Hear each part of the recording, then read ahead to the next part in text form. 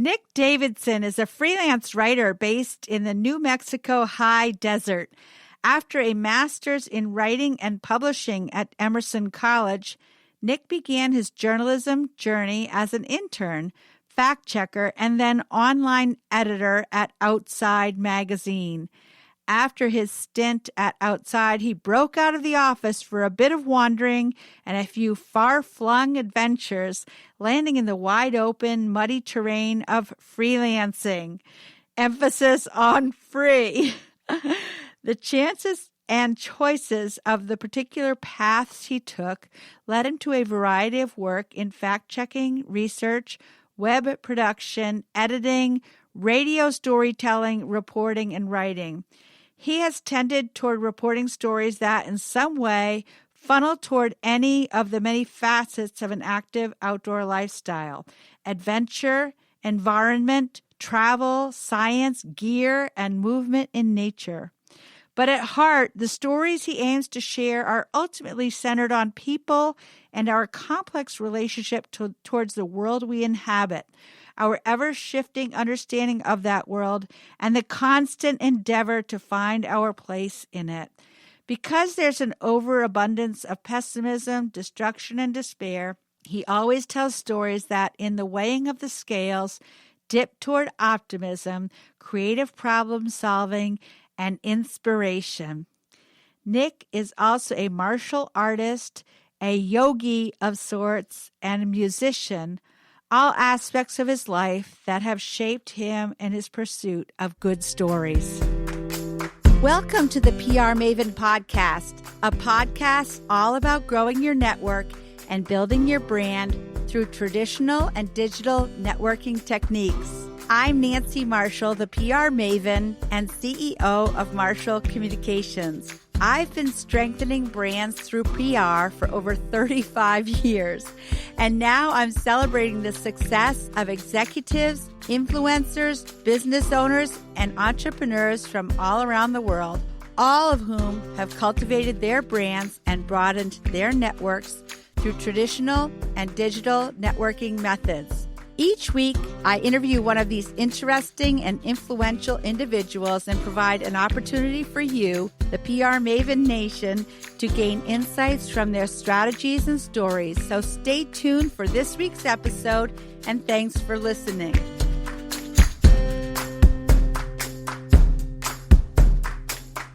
Okay, so Nick, to kick things off, tell us about your career and how you got into it in the first place. Yeah, so I typically call myself a storyteller primarily. I am a magazine journalist, is another way of putting it. I write most often about the outdoor space, outdoor lifestyle, and things and people and interesting works that overlap that space in some way. So, I've always been a very outdoorsy person, and I think a connection of nature is something that has definitely driven me toward this work. And kind of how I got here is, as with so many people and their vocations, is sort of unexpected and unintentional. I was a literature major in college and creative writing minor. And I happened to take one class that was basically a publishing class. And we worked on the university's literary journal. And in that process, I got really intrigued by the whole publishing industry. And at the time, I really, funnily enough, did not read much nonfiction. So I was really thinking a lot about fiction books and thought I might, be a book editor or possibly a writer. And I ended up going to Emerson College in Boston, Massachusetts for a degree in publishing and writing. And in that process, I happened to take a magazine course, and really, I just realized that I loved the pace and versatility and excitement of the magazine world as opposed to book publishing. And I really got into nonfiction at that time. And in one of those little twists of fate, I had an assignment to profile any magazine that I chose. And I happened to choose Outside Magazine. And I called a guy named Ryan Krogh, who at the time was the research editor there. And he headed up the internship. And I had a conversation with him, basically interviewing him about his work. And in the process of that conversation, we discovered that he had not only gone to Emerson College, but he had this teacher, this class, this assignment, and had done his assignment on Outside Magazine. And so we connected and basically said, once I graduate, give me a call. We'll see about an internship. And next thing I know, I'm in Santa Fe, New Mexico as an intern at Outside Magazine, and everything kind of just flourished from there. That's an amazing story. Wow, the stars really aligned for you. Yeah, I really think it's those accidental, purposeful things are really kind of what make the individual journey spark and come alive. Yeah, well, it's really amazing. And does Emerson know about this? Have they written about you in their alumni magazine? They haven't. I probably mentioned it to my teacher because I think the editor that I spoke with said to say hi. But other than that, yeah, nobody really latched on to that story. I should probably let them know, though. Yeah, well, maybe we should send them the PR Maven podcast and they can hear the Yeah, story. maybe so. I'm sure they'd be intrigued. It's funny how many Emerson College connections I've made since then. So people do get around from there and tend to connect in various ways that I find intriguing. Well, I know that Emerson College has an outstanding reputation in PR and marketing, so I wasn't as aware of their journalism school, but I imagine that it's very, very good. Yeah, it is good, and it's interesting because they don't call it journalism school, although if you're in the magazine side of things, it tends to be essentially like journalism school, but it's really more about publishing, the business of publishing magazines. Mm-hmm. And within that, you learn a bit about, say, feature writing or editing and kind of just how the process works. Although, again, as with many things, I think probably most of what I've learned about this business came after school, in the field doing the work. And it's a constant learning process. So it's been very interesting. Right. Well, as a freelance writer, you need to always be marketing your work and selling your work. So do you have a how-to tip for PR, marketing, social media, or personal branding?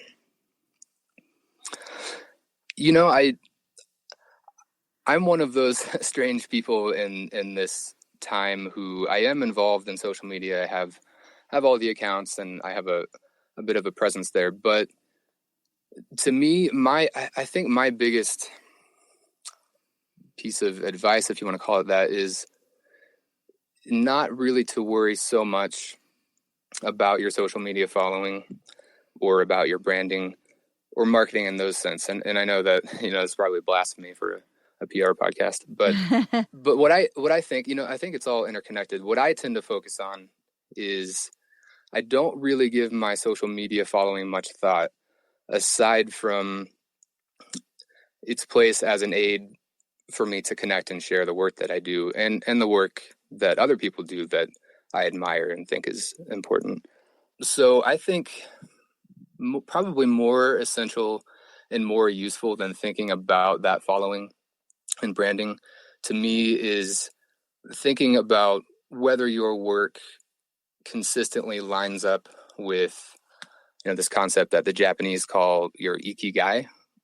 I don't know if you're familiar with that, but it's essentially, the translation is essentially a reason for being.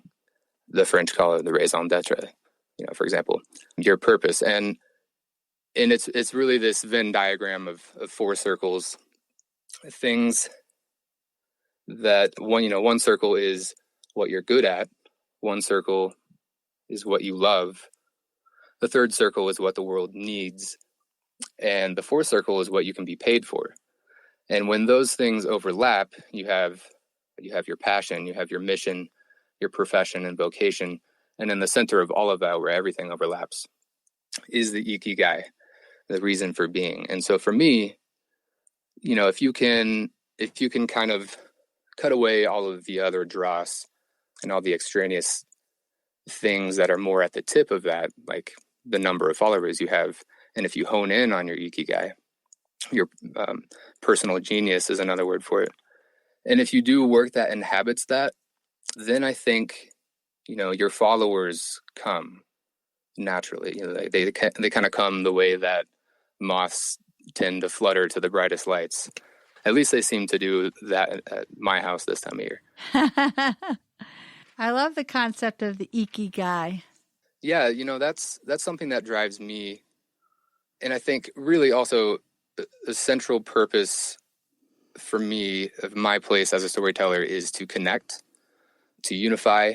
So really I'm kind of always inherently striving to do that, whether it's connecting people to other people, connecting a group of people to ideas, one idea to another idea, or maybe even something like connecting through story, one forest ecosystem to a desert plain, or, all these things that in the process, I'm grasping all of these seemingly disparate ideas and things and bringing them together and essentially bolstering unity through storytelling. So when I do that and when I do it well, I share it in whatever way I can. And I think people see that and they respond to it. And, I should mention too that I don't have the most followers on Twitter. I don't have the most followers on Instagram. So I'm probably not the best person to ask how you gain a following. But I think if you hone in on that center of how do I do my best work and what is my purpose for being here and how do I share and connect, then I think that kind of happens naturally on its own. And it might trickle in, sometimes I get a few followers here and there, and sometimes I get a bunch all at once. And I haven't found the secret for it, but I just know what drives me, and it's kind of honing in on my central purpose. Do editors expect you to be sharing your stories with your following when you publish a story in a certain publication? Yeah, they do. We don't talk about it a lot, at least on a personal basis, but it is sort of generally understood that when a story comes out that I'll do my part to help share it and help spread it. And there's really no reason not to. I mean, again, that's my purpose for being here, is for doing this work, is to connect and share. So I'm going to do it regardless, but it's sort of funny that I've noticed lately, maybe even, I don't know, the last year, 2 years, I've been seeing in contracts that are set up for the work that I do that sometimes a publication will say, as a matter of, this agreement, that I will share this story to my, whatever my social media feeds are, Twitter, Instagram, Facebook, I kind of use more personally, not quite as much in a professional sense. But so, yeah, I've noticed that people are really asking for that a lot more lately. And I just kind of see that and think that it's interesting because, again, I'm going to do it regardless.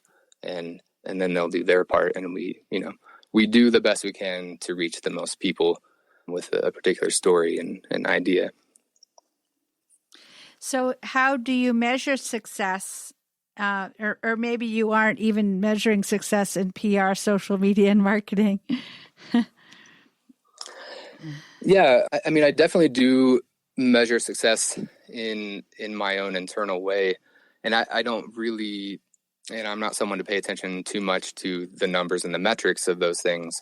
Again, how many followers do you have? How many page views do you have? Those are less important to me than sort of what I was referring to earlier with the ikigai. It's, does your work line up with the things you care about? If it does, I feel like you're being successful, or you're on the journey, on the path to success. If at the end of the day, can you look back at your work and think that it was worthwhile and you would do it again, even if it wasn't always pleasant or easy, and it often isn't, then I think that that's success. And, Ray Bradbury is one of my favorite writers. He's a big influence on me. And one thing that he wrote, and he's said this in many talks too, he's always said that he wrote just for a lark. He claimed he never worked a day in his life. And I think that attitude is important to to the mindset of success, because really, what is success other than a mindset? Some people can measure it with numbers. There is a financial element to it. You have to be comfortable. You have to have your needs met. So to a certain extent, there's financial success. But to me, success is, that kind of cliche question of what would you be doing if money wasn't a factor? And do that thing. And if you can do it, and you can do it well, and get people to be interested in it, or moved by it, or inspired by it, then that's successful. So really, it's just about honing in on your personal genius. And I don't say that word in the sense of the kind of lone eccentric who stands above the rest and accomplishes great things, and we write history books about them. But I mean that in the sense of the word genius that another storyteller, Michael Meade, uses. He's a mythologist, storyteller, one of my favorite modern thinkers. And this phrase, personal genius, etymologically, if you trace the word genius back to its Latin roots, what it means is the attendant spirit that is present from one's birth. That's your innate ability, your natural inclinations. And you can hone in on that. It's very similar to the ikigai that I was talking about earlier. If you learn to find and inhabit your personal genius, and you live within that, and you do your work from that space, then you almost can't help but be successful. It's just a given. And again, I think it's important to define success on your own terms. Speaking as a freelance magazine journalist, it's not the most financially lucrative career, although, you can definitely make a living on it, and you can make a good living doing that. But it's the sense of fulfilling that purpose that really drives you to success.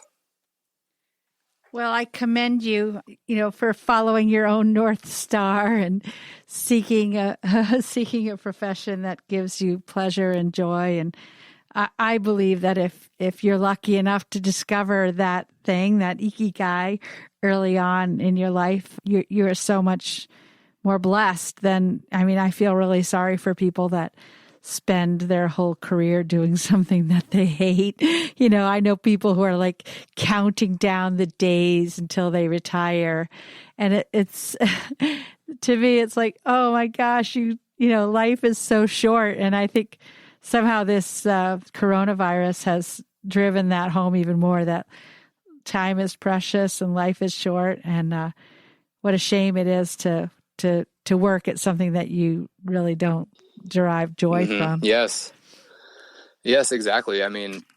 We, I think, are led to believe that, work for the sake of work for the sake of a paycheck so that you can pay rent is the purpose of life. And it really isn't. This is not to criticize anybody who does look forward to retirement, of course. But for me, I almost can't even really imagine retirement and what that might look like. And granted, I'm 36 years old, so I'm not anywhere near that. But I just envision doing what I do, regardless of, as long as I'm capable of doing it. I'm not counting down the days until I stop working, because it isn't work for me. It's my purpose, and there are ambitions involved with that. But for the most part, it's kind of just fulfilling some niche that you have found for yourself in the world. And if I can keep doing that, I'll keep doing it. I am totally with you on that, Nick, because, for me, what I do is who I am. There's like no separation. Exactly.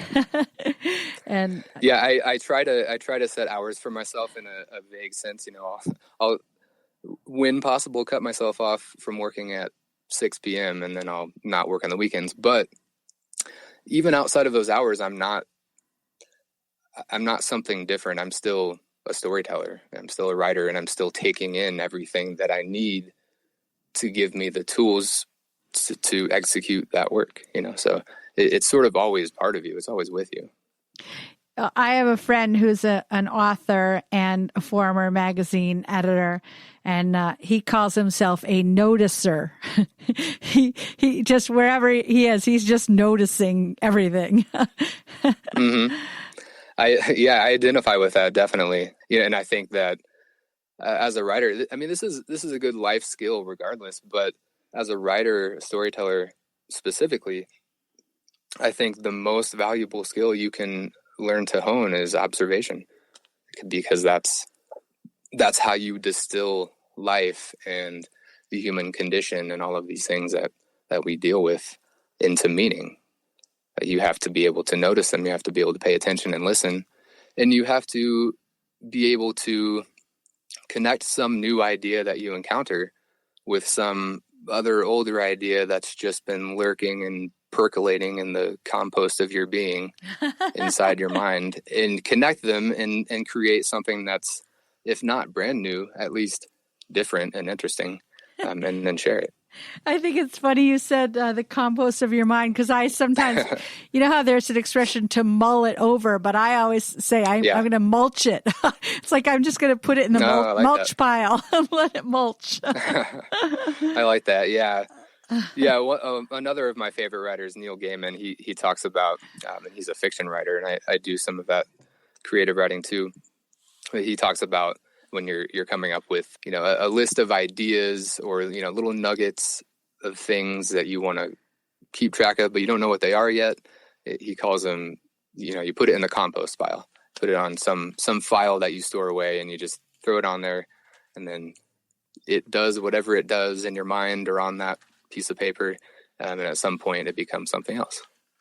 Well, do you use Evernote for those ideas, or where do you store those ideas away?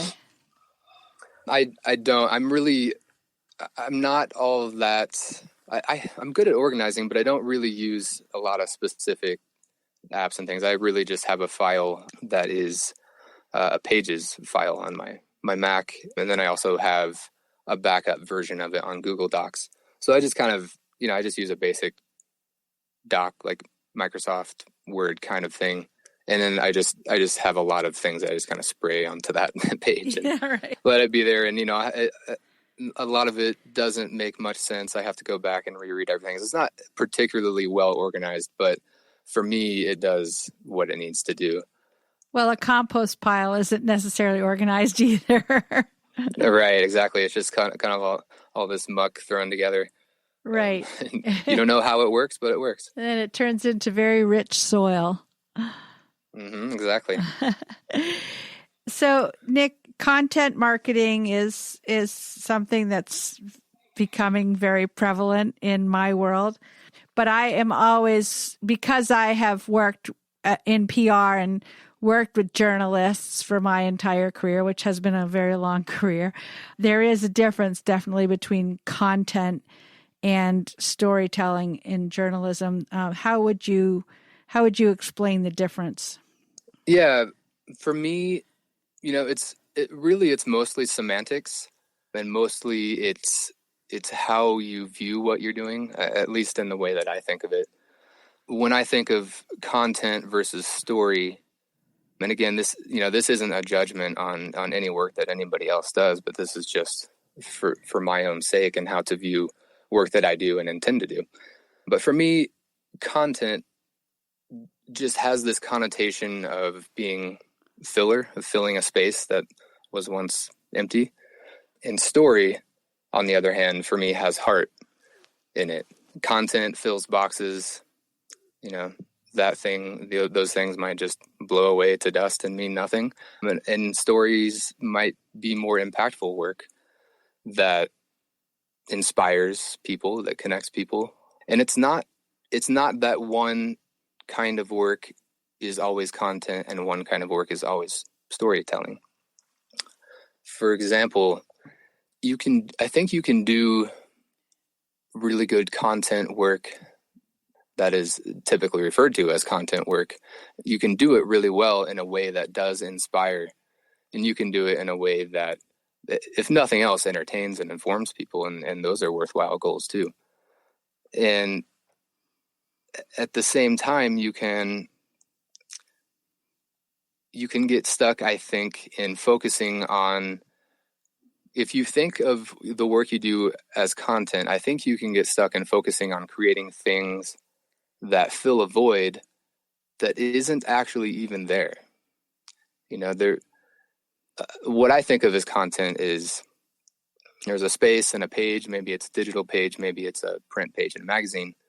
The publication just wants some words smattered on that page so that next to it, an advertiser can, present something to the readers that they see and then purchase something. And that's all fine. That's part of economics.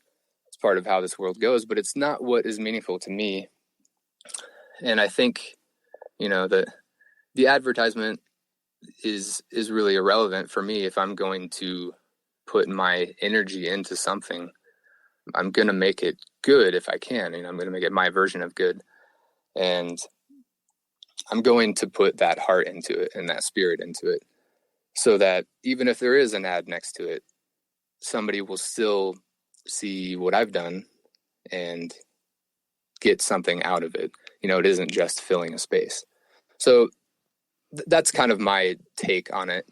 You could say it's not so much a criticism of, say, the listicle, which I've done my share of in years past. It's just that when you are looking overall at the work that you do and the impact that you're going to make, you need to take into consideration how those things match up. Once again, going back to the ikigai, the personal genius. How does that fit in? And when it fits in, I call it story. And when it doesn't, I call it content. And that's sort of, in a nutshell, what I think it is. Well, I think another difference between content and journalistic stories, something that's journalistic has been verified and is balanced and presumably fact-checked and is true. Whereas I think content doesn't necessarily have to be journalistic in nature. Right. Yeah. And again, it's just its own category. Content can be someone's just fun little perspective on the 10 best hikes in New Zealand, which is something that I've done. I love New Zealand. Yeah. It's a beautiful place. And I happened to go there, and that's why that list of 10 hikes came out of that. But with the content version of freelance magazine work, you don't, these days, honestly, even as a travel writer, sometimes you don't need to go to a place. And that always feels a little bit weird to me, a little bit questionable, suggesting that people do things that you yourself have never done. But it is still accomplishing the goal that it's meant to accomplish, which is just to give people some ideas about ways to see the world, ways to have fun, restaurants to eat at. Like it's all good stuff. It's fine. It just doesn't necessarily have heart in it. And that's the distinction. It doesn't need to be, as you said, verified. It doesn't need, you don't need to report on it really. It's just, you're kind of just the filter through which other people might enjoy the world.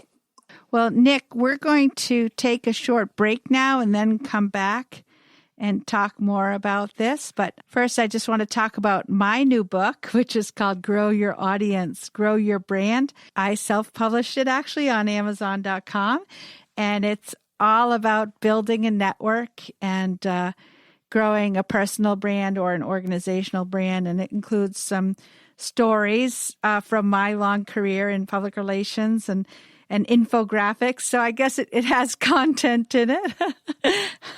But so that's available on Amazon.com.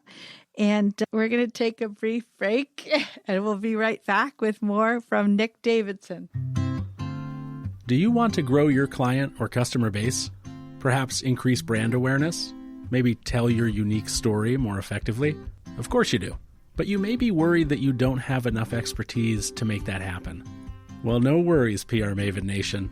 Let the PR Maven herself, Nancy Marshall, show you how easy it is to get your message across effectively using a powerful yet simple tool, a message map. Nancy's training is often called informative and constructive, well-designed and impactful, with a perfect blend of theory and real-life experience. You will leverage Nancy's expertise to create your own message map when you register for this comprehensive online video training course, which is broken down into 4 easy-to-understand modules.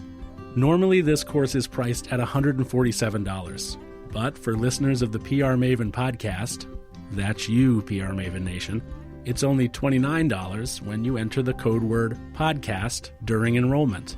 It even includes a workbook and bonus content to guide you through the process. So go to prmaven.com and click on the Message Map Mastery course to enroll today. Remember, enter the word podcast during enrollment for a special discounted price of $29.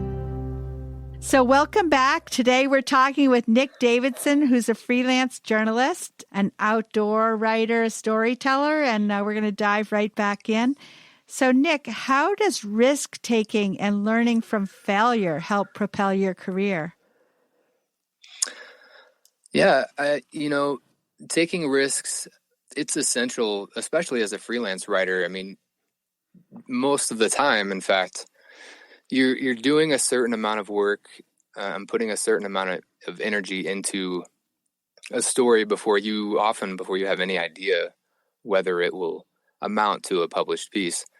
So given that, you're going to fail. And I mean, countless times I've pursued stories and pitched them to everyone I can think of, and nothing came of it. And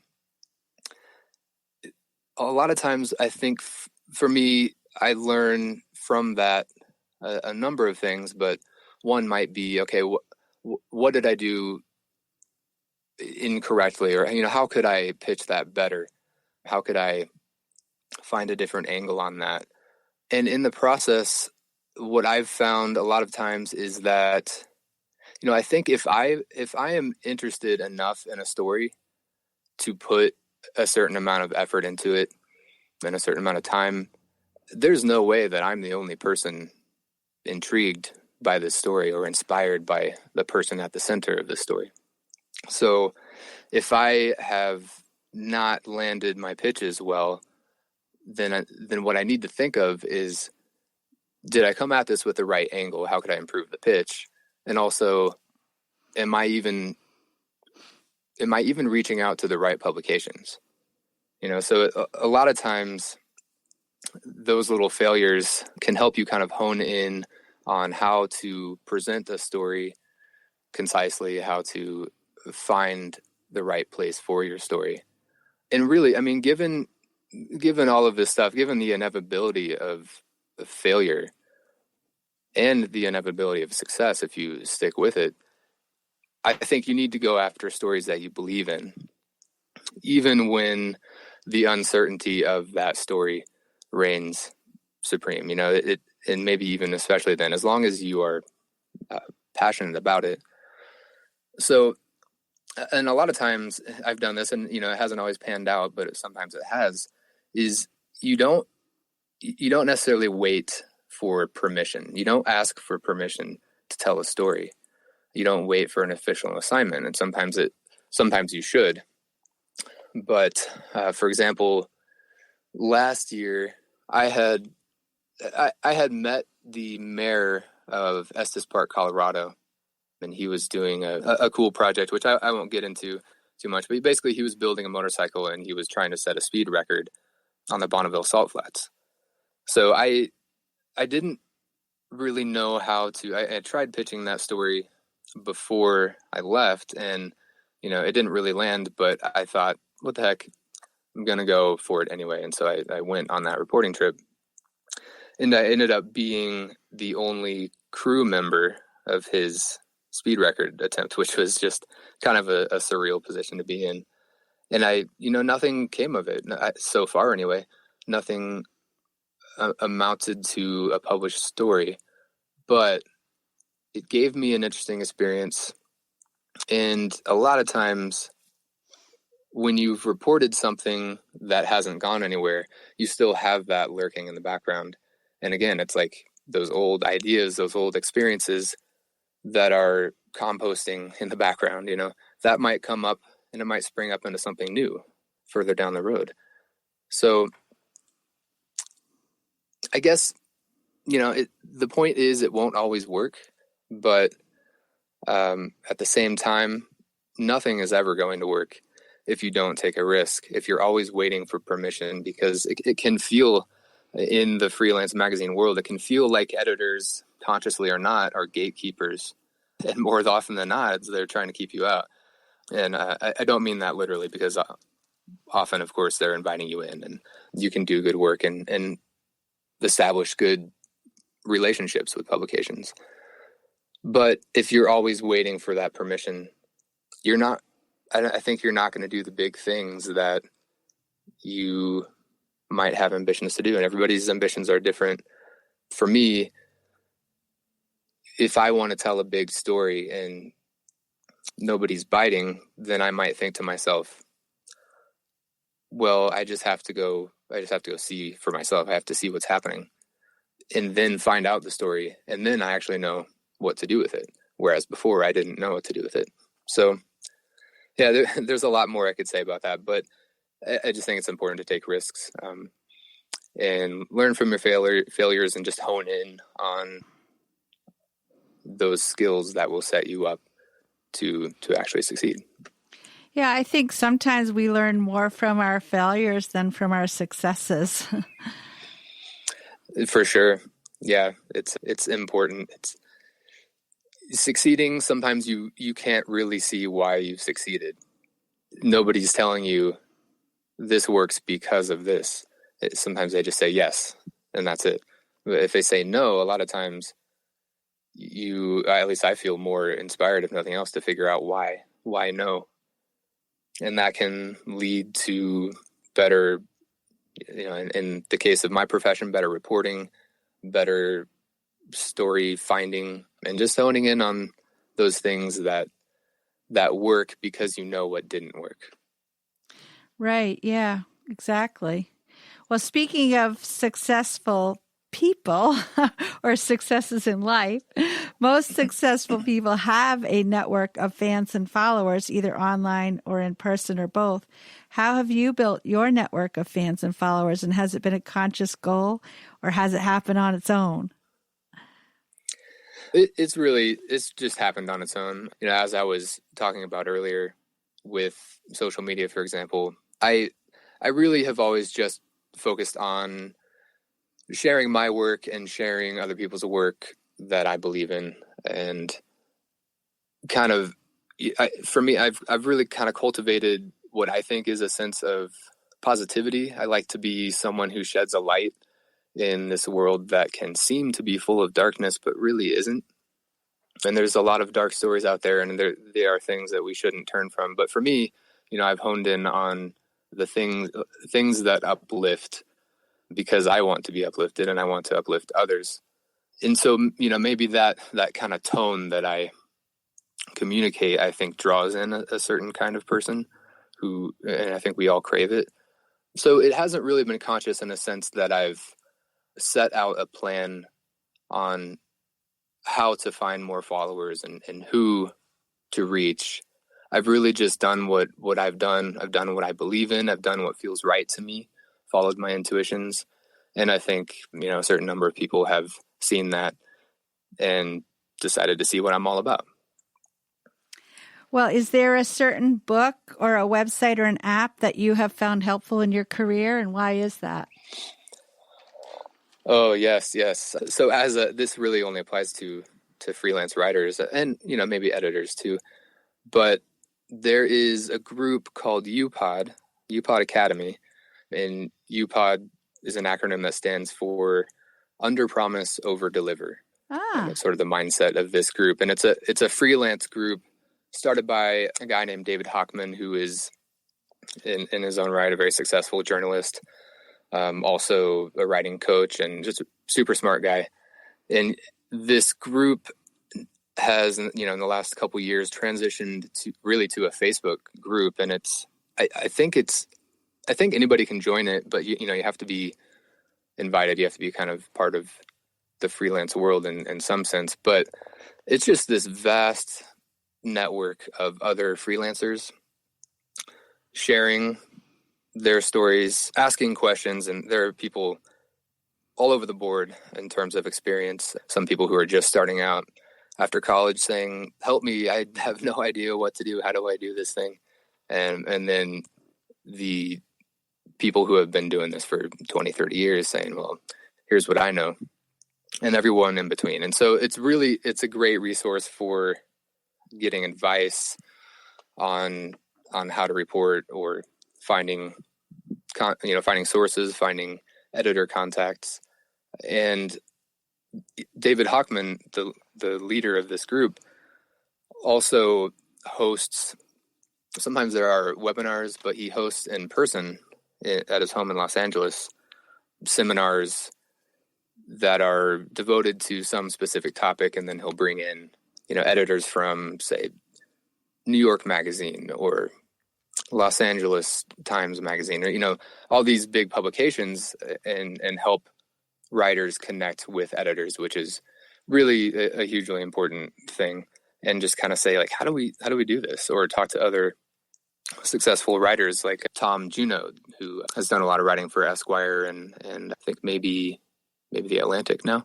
But anyway, it's just probably for me has been the most helpful resource, because connecting with other people who have the expertise that you don't have yet, and being able to offer your own expertise is just invaluable.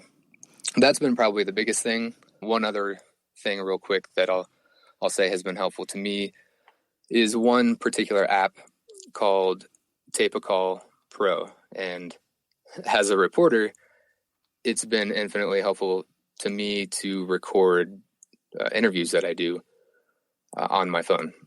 And it's very simple, but it's something that I use more than anything else at this point. So Tape-a-call, how do you spell that? Tape a Call. So it's tape a call. Tape a call. I see. Okay. Tape a Call. Yeah. That was like tape-a-call, kind of like topical, but with an A. Yeah, sounds really useful to tape interviews, and that kind of probably goes into your compost pile also. Yeah, definitely. This has been really interesting. I'm sure that people will want to connect with you. So can they connect with you on LinkedIn or Twitter, or where would you like them to follow up? Yeah, really, any of those places. LinkedIn, just my name, Nick Davidson, freelance journalist, I think is what it says I am. On Twitter and Instagram, I'm at Nick G as in George Davidson, Nick G Davidson. And also probably another great way to just see some examples of what I do and connect with me is through my website, which is nickgdavidson.com. Cool.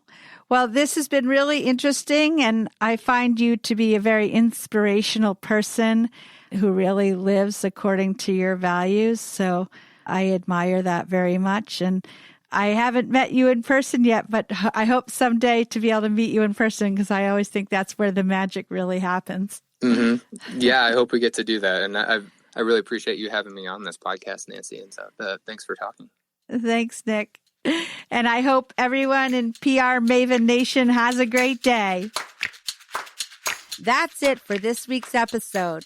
I'd like to thank you for listening, and if you feel that you've gotten value out of today's conversation, consider leaving a 5-star review on iTunes or whatever app you're using to tune in.